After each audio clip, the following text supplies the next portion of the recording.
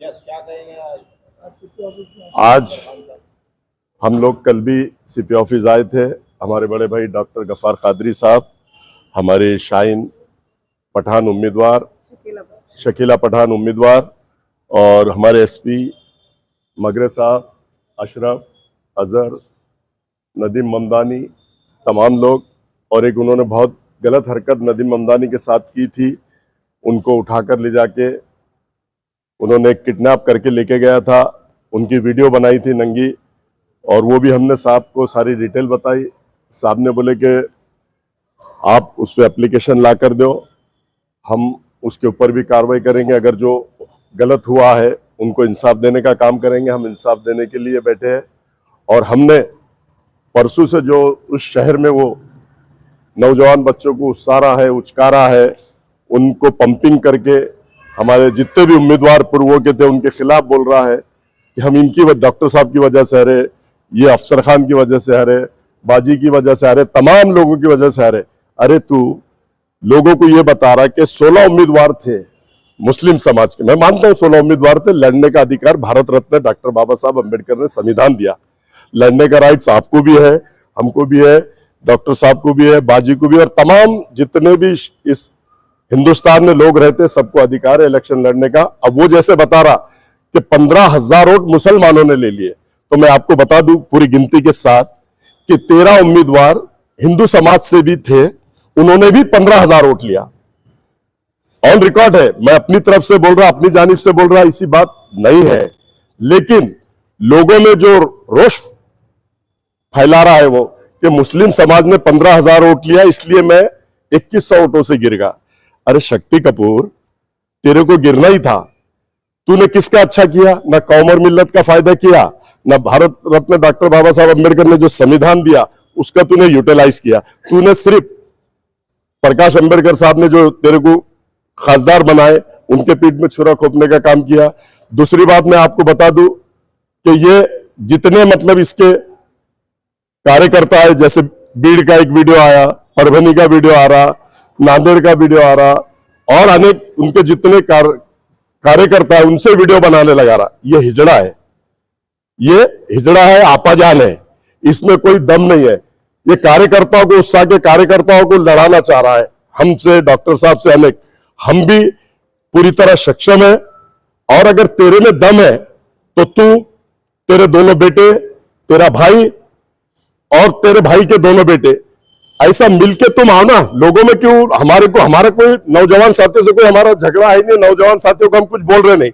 लेकिन ये नौजवान साथियों को जब उत्साह है, नौजवान साथियों को जो पंपिंग कर रहा है, बाहर के कार्यकर्ताओं को कर रहा है, तो मेरा तेरे को चैलेंज है, तेरी पूरी फैमिली आगे लेके आ। तू आ जा, तेरा भाई आ जा, तेरे बेटे आ जा, उनके बेटों को ला ले, उसके बाद बात करना। तू नौजवान साथी कौम और मिल्लत के, वो भी हमारे भाई है, हमारे छोटे भाई है, कोई बड़ा भाई है, और उनको तू अगर लड़ाने की सोच रहा है तो तू बुजदिल है, तू डरपोक है। तू इसलिए फ्रंट पे तू नहीं आ रहा, खाली बस पंपिंग करके लोगों को भेजना चाह रहा। तो तू घर में बैठ के लोगों में पंपिंग करेगा। अब लोग भी बहुत होशियार हो गए।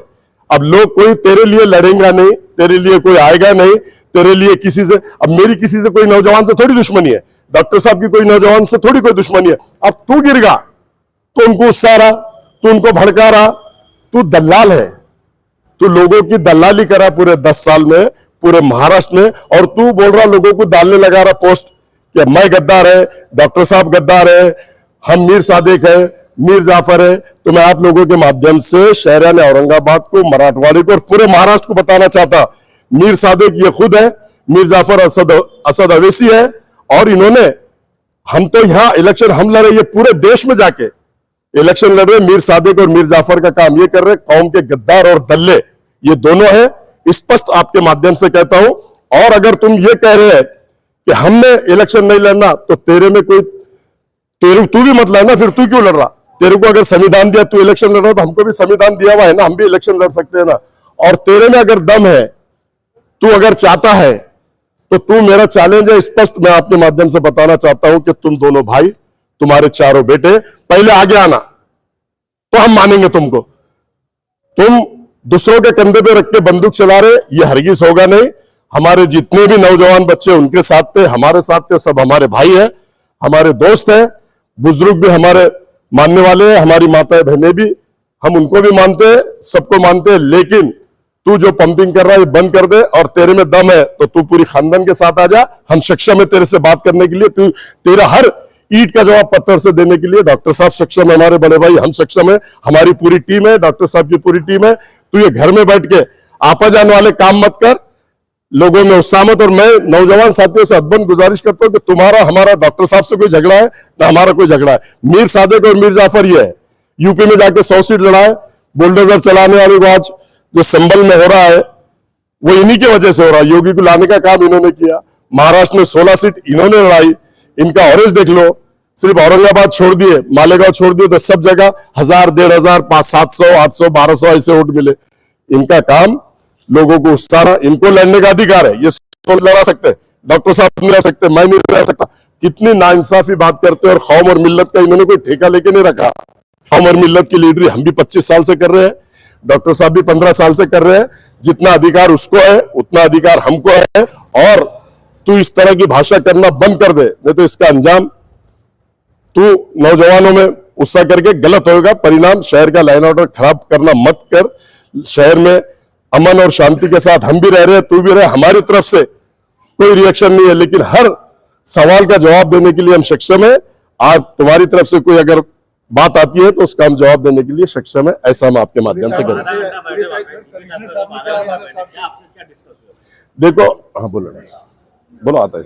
हमने सीपी साहब को इस बात के लिए अभिनंदन किया, इलेक्शन के बाद, चुनाव के रिजल्ट आने के बाद इम्तियाज जलील और उनका साथी MIM का टोला शहर का वातावरण खराब करने का काम कर रहा था। सीपी साहब ने बर वक्त कार्रवाई करके ये चीज़ों को रोका, इसलिए हमने उनका अभिनंदन किया, पहली बात। दूसरी बात, अभी जो वातावरण खराब करने की एक्टिविटीज़ इम्तियाज जलील साहब कर रहे हैं उसके बारे में हम उनको आगाह किया, उनको बताया। उन्होंने कानूनी कार्रवाई करने का वादा दिया। आपको जो बात सुनाने की है, जो मेरे लिए आज की मीटिंग की बहुत महत्वपूर्ण बात है, कि एक हमारे साथी नदीम ममदानी को आज से कुछ साल पहले वो कहीं ना कहीं आप लोगों से जुड़ा हुआ है, सोशल मीडिया पे बहुत एक्टिव रहता है, वो भी एक सोशल चैनल चलाता है। उसको किडनैप करके, नंगा करके उसको पैसे वसूल किया गया था और वो उसके दबाव में था। तो ये एक संदेशा सीपी साहब ने दिया है कि हम कानूनी कार्रवाई तहकीकात के बाद करेंगे। तो मीडिया वालों को मैं आपको कहना चाहता हूँ कि यूट्यूबर्स वाले, छोटे पत्रकार दबाव में ना आए, हम आपके साथ खड़े। हमने ऐसा महसूस किया है जब नदीम ममदानी को इस हद तक जाकर तकलीफ दी जा सकती है। एक और वाक़या मैंने साहब से डिस्कस किया है, नायब अंसारी से कुछ बदसलूकी की गई थी, बदतमीजी की गई थी, हम उस वक्त भी आवाज़ उठा नहीं सके। मैं आपको ये आश्वस्त करना चाहता हूँ, आपको याद दिलाना चाहता हूँ, आपको उम्मीद दिलाना चाहता हूँ कि आपने डरने की ज़रूरत नहीं। इम्तियाज जलील ने पत्रकार परिषद में एक पत्रकार को उठा के फेंकने की बात कही थी, क्या कहेंगे इस पर? अरे उसकी कितनी जाती मजम्मत करो, तुम पत्रकार लोग भी उसकी मीटिंग का बहिष्कार करो ना, उसको उसकी जाने का नहीं प्रेस कॉन्फ्रेंस को, और पूरा बहिष्कार करो उसका। देखिए, जब कोई चीज़ उनके फेवर में होती है ना तो पत्रकार अच्छा, उन्हें सच्ची बात पूछा, इनका पेट दुखना शुरू हो जाता। तो इनकी जो डिक्टेटरशिप है, इनकी जो फिरौनियत है, उसके आप घबराने की ज़रूरत नहीं है। नदीम ममदानी जैसे वाक़यात कितने हुए मुझे मालूम नहीं, हमने सीपी साहब से बात की है। और मैं तमाम यूट्यूबर्स और भाइयों से कहना चाहता हूँ, आप भी दबाव में मत आइए, जहाँ ज़रूरत पड़ी हम आपके साथ खड़े हैं, हम समाज में इंसाफ के लिए काम करते रहें। शुक्रिया। सर, मैं 2 दिन पहले आपने सिटी चौक में पुलिस कंप्लेंट की थी, क्या हुआ? कार्रवाई हुई ना, उस पर मतलब दाखिल हो गया, अब कार्रवाई होंगी ना।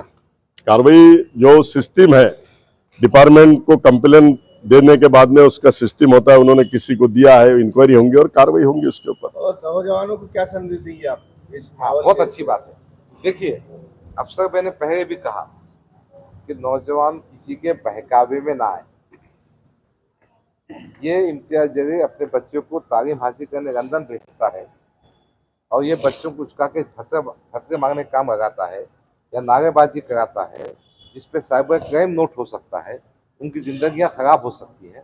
नौजवानों का मकसद ये है, हमारी गुजारिश ये है कि बहकावे में मत आए और ऐसी कोई हरकत ना करे कि कायदा कानून हाथ में रहे और कानून की गिरफ्त में आ जाए। अगर उन पर कुछ क्रिमिनल केस होता है, उन पर कोई गुनाह दाखिल होता है, तो उनकी सर्विस का मसला उठता है, कोर्ट कचहरी में जाना पड़ता है, वकीलों का खर्चा बर्दाश्त करना पड़ता है।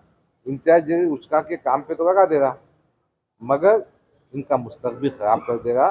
तो नौजवानों से गुजारिश है कि ठंडे दिमाग से रहें, जज्बात पे काबू रखें और दूसरी बात, कायदा कानून हाथ में ना लें।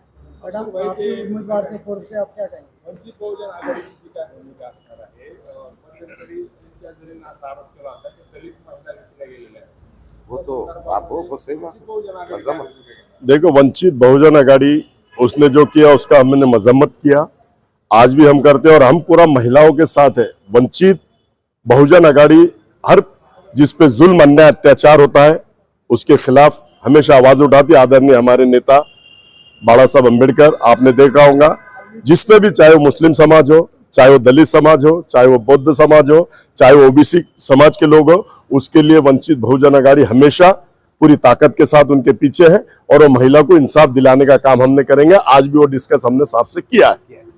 साहब ने खुद कहा है कि इम्तियाज चौकसी जलील चल के रही ऊपर अट्रॉसिटी गुना दाखिल हुआ है गारखेड़े के हुआ ना, अच्छा हुआ। उनको अटक करने के लिए क्या आगे कदम उठाएंगे आप? वो तो वो साहब करेंगे, वो हमारा काम नहीं है, वो पुलिस कमिश्नर साहब करेंगे। जहां गुना दाखिल हुआ इन्वेस्टिगेशन करके वो करेंगे। आवाज आई है ना? मगर यूट्यूबर्स ने दबने का नहीं, जो तो जिस अंदाज से उसने हरकत किया ना किया, उसकी जगह बताओ उसको। बताइए आप। मैडम, क्या कहेंगे जो अभी इलेक्शन हो चुका उसके बाद जो हालात है, क्या कहेंगे? सीपी के पास गए थे, क्या करो पुलिस कमिश्नर को आप मुलाकात करें, क्या निवेदन दिया आप? आज संविधान दिन है और डॉक्टर बाबा साहेब अम्बेडकर साहब ने संविधान लिखा है, तो सबसे पहले सब भारतवासियों को मेरे तरफ से हार्दिक हार्दिक शुभेच्छा। क्योंकि देखो, संविधान में जो हक दिया है, तो हमको वो हक से हम इलेक्शन में खड़े थे और जब उम्मीदवार हम आ गए तो तब से शुरू हो गया कि भाई ये उम्मीदवार है, ये मुस्लिम के गद्दार है, तब से हमको सुनने को मिला है। तो तकरीबन 1 महीना हम सुनते ही गए और सोशल मीडिया पे भी हमको बहुत सारा ट्रोल किया गया। और उसके बाद हमारे जो पत्रकार भाई है, जो मतलब चौथा आधार स्तंभ कहा जाता है हमारे भाई को, तो इम्तियाज जलील साहब एक क्वेश्चन किया था उनके कि यशवंतराव चौहान हाई स्कूल में एक ऐसा वाकया हुआ था कि वहाँ पे है ना, ये बोगस मतदान करते हुए पकड़े गए थे और वहाँ पे मैं थी। तो मैंने देखा कि एक बंदा वहाँ पे बोगस वोटिंग कर रहा था, तो उसको मैंने पकड़ने के बाद थोड़ा सा हंगामा हुआ। कुछ एमआईएम के कार्यकर्ता थे, वीडियो लिए, गलत सलत बोला गया। उसके बाद पत्रकार जो हमारे भाई है, उन्होंने सवाल पूछा कि आप सब पे आरोप लगाते हो, तो एक शकीला पठान का भी एक आरोप है आप पे कि आपने बोगस वोटिंग करके वोट लिए। तब जाके वो ऐसा आग बबूला हो गए और उन्होंने बोल दिया कि शकीला पठान ये भीड़ से आई हुई है और मुझे पैसे मांगने के लिए, मतलब मुझे पैसे मांग रही थी बैठने के लिए, और उन्होंने कहा कि मेरे पास क्या हराम का पैसा है, उनको दूं। तो मैं इम्तियाज जलील साहब से बोलना चाहती हूँ कि 8 दिन हो चुके हैं, आपने कोई वीडियो नहीं दिया है, आपने कोई मतलब वीडियो मतलब ये भी नहीं दी रिकॉर्डिंग। तो मैं चाहती हूँ कि अगर आपने 2 दिन के अंदर अगर आपने एक तो मेरे से माफी मांगना चाहिए या तो वीडियो पेश करो, ये मेरा बोलना है। और रहा सवाल, इसी वजह से मुझे है ना, इनके एमआईएम के जितने कार्यकर्ते हैं, फेसबुक, ट्विटर, इंस्टाग्राम, फिर बाद में यूट्यूब पे इतने मुझे गंदी गंदी गालियां दिए, मुझे ट्रोल किया गया। एवन मुझे है ना, तो बोले इसकी रखेल है, हरामी है, रंडी है। तो मैं ये कहना चाहती हूँ, इम्तियाज जलील साहब, तुमने ये बच्चों को ये तालीम दी है क्या? इस्लाम तो ये तालीम देने से, मतलब इस्लाम ये तालीम नहीं देता ना। तो मुझे बताओ तुमने इसीलिए ये भीड़ जमा करके रखी है क्या आपके पास, कि दूसरे महिलाओं को गाली दे, माँ बहन की इज्जत उछाले या माँ बहन को इज्जत ना दे, उसको गालियां दे? ये इस्लाम का है क्या? इस्लाम सिखाता है क्या आपको? तो मैं चाहती हूँ कि ये जो यूट्यूबर्स जितने हैं आपके एमआईएम वाले, तो आप है ना इनको समझाइए। और मैं यहाँ पे कंप्लेन देने आई थी कि यूट्यूब जो है मेरे खिलाफ, इन्होंने जो बोला है इसके खिलाफ एक्शन लिया जाए, इसलिए मैं सीपी साहब को बोलने आई थी। उनको हमने एप्लीकेशन दिया है और जब से जल्द